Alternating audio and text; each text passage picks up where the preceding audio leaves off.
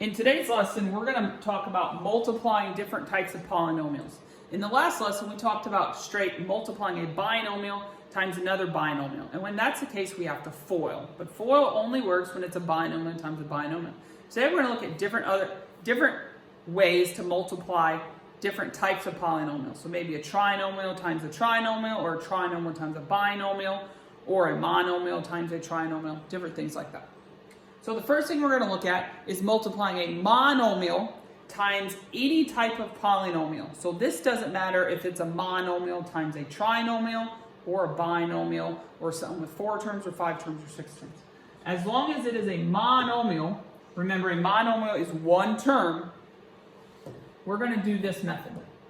So as I said, this is a monomial, one term, times any type of polynomial. So it could be by a binomial, trinomial, 4 terms, 5 terms, 100 terms, it does not matter, as long as it is a monomial times something.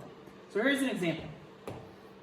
6x to the second times x to the fourth plus 3x to the second minus 5x plus 2. So this is a monomial, one term, times, in this case, a 4-termed polynomial. All we're going to do is we're going to distribute, just like we did way back in the beginning of the year when we talked about solving equations. We're going to distribute. We're going to take this term and distribute it to all of them. When I say distribute, we mean multiply. So we're going to take 6x to the second times x to the fourth. Now remember, we talked about this in the last lesson. We're going to multiply the coefficients. Now there's just a 1 here. So 6 times 1 is 6. And then we're going to add the exponents. So it's x to the 6. Because 2 and 4 added together makes 6. Remember, when multiplying, you add the exponents together as long as they're the same variable. So then we're going to take the 6x to the second and distribute it to the 3x to the second. We're going to multiply. So 6 and 3 make 18. x2 and x2 added make x to the fourth. Then I'm going to take the 6x to the second and distribute it to the negative 5x. Well, 6 and negative 5 make negative 30.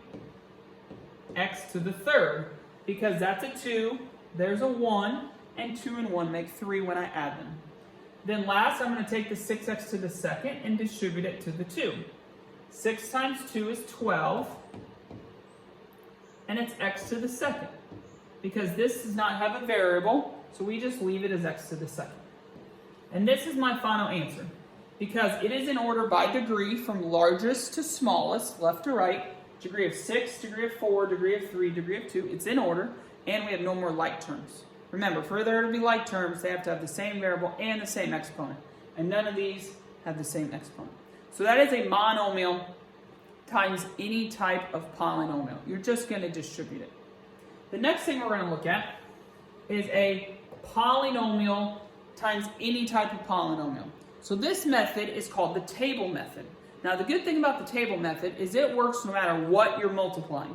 It could be a binomial times a trinomial. It could be a binomial times another binomial. It could be a trinomial times a trinomial. It does not matter. The table method works no matter what you're multiplying. So let's look at an example. I have a trinomial, x squared plus 3x minus 4, times a binomial, 2x plus 3. So a trinomial, 3 terms, 1, 2, 3, times a binomial, 2 terms, 1, 2. And we're going to use the table method. So here's how we're going to do this. You're going to make a rectangle on your paper. Now this polynomial has 3 terms. 1, 2, 3. So we're going to make 3 columns.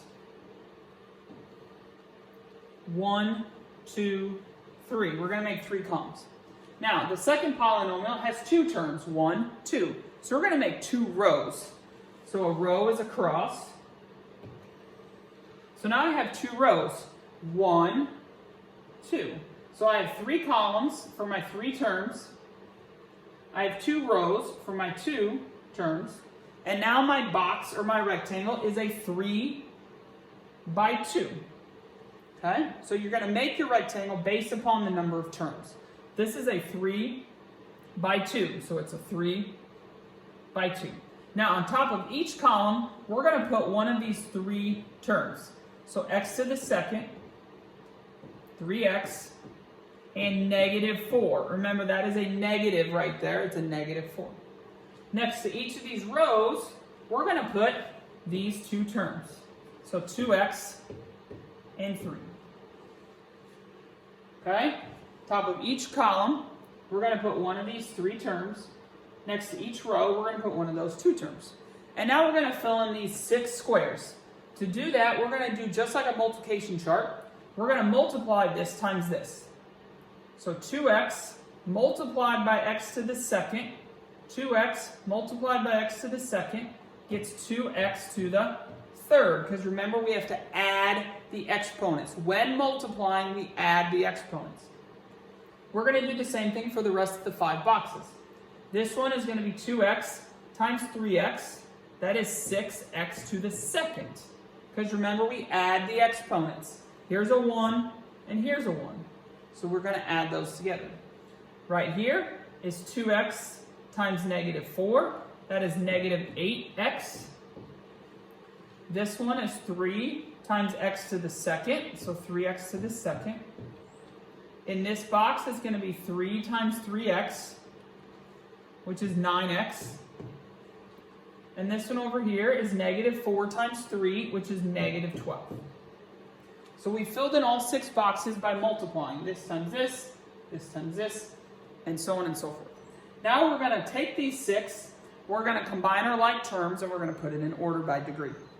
So the largest degree I see is x to the third. Do I have any other x to the thirds? No. So we're just going to bring that one down. And just like before, I like crossing it out, knowing that I've used it. So after x to the third comes x to the second. Well, I have an x to the second, and I have another x to the second. Those are like terms because they have the same variable and same exponent. So I can add them together. 3x to the second and 6x to the second added together make 9x to the second. Remember, when we add, we keep the exponent the same. That's why x to the second and x to the second, when I added them together, stays x to the second. And that can be a little confusing because over here, when I multiply, I added 1 and 2 make x to the 3, x to the third. That's how I got the 3. But when I add them, we keep it the same. So that's two important rules you're going to have to keep straight. 9x and negative 8x, those are like terms. I can add them. 9 plus negative 8 is 1. And negative 12 does not have a like term. So it is in order by degree, 3, 2, 1, 0, and I have no more like terms remaining. So this is my answer. Let's do one more. This is a trinomial times a trinomial. 2x squared minus 2x plus 1 times x squared plus 4x minus 3. So this is a trinomial times another trinomial. So it's a 3, 1, 2, 3 by a 3, 1, 2, 3. Which means our rectangle is going to be a little bit bigger. And because I have 3 terms, I'm going to make 3 columns just like before. 1, 2, 3. But because I have 3 terms in the second, I also need to make 3 rows. 1, 2, 3. So whatever the polynomials are, that is going to become basically your dimensions of your rectangle or your table. Since this is a 3 by 3, it's 3 by 3. The last one was 3 by 2, so it was 3, but only 2 rows. So it depends on the type of polynomials. But everything else is the same. So on top of these 3, I'm going to put these 3. So 2x to the second minus 2x and 1. And next to each of these 3 rows, I'm going to put these 3. X to the second, 4x, and minus 3. And now I'm going to fill in all the squares just like we did in the last example by multiplying. X to the second times 2x to the second is 2x to the fourth. Remember, we add the exponents. Here, x to the second and negative 2x make negative 2 to the third. Because there's a 1 there, we have to add the exponents. 1 and x squared is 1x squared. This is going to be 8x to the third, because 1 and 2 make 3. This is negative 8x to the second. 1 and 1 make 2. This is 4x. Negative 3 and 2 is negative 6. Negative 3 and negative 2 is 6x. Remember, I'm multiplying. And negative 3 times 1 is negative 3. So now I'm going to combine my like terms and keep it in order. So the largest degree I see is x to the fourth. I don't see any other x to the fourth. So we're just going to drop it down. I have an x to the third and an x to the third. They are like terms, so I'm going to add them. I add them together. 8 and negative 2 make 6, positive 6. That's why it's plus 6, because 8 plus negative 2 is 6. And I keep the exponents and the variables the same. X to the third and x to the third. I have an x to the second and an x to the second. I have an x to the second. I have 3x to the second. So I'm going to combine them all together. When we combine, we add them. Negative 6 plus negative 8 is negative 14. Plus 1 is negative 13. Keep the exponent the same. Remember, when I add, I keep the exponents the same. X to the second, x to the second, x to the second stays x to the second. How did I get negative 13? Negative 6 plus negative 8 is negative 14. Negative 14 plus 1 is negative 13. I have a 6x and a 4x. That makes 10x. And a negative 3 is all by itself. So it is in order by degree. 4, 3, 2, 1, 0. And I have no more like terms. So this is my answer.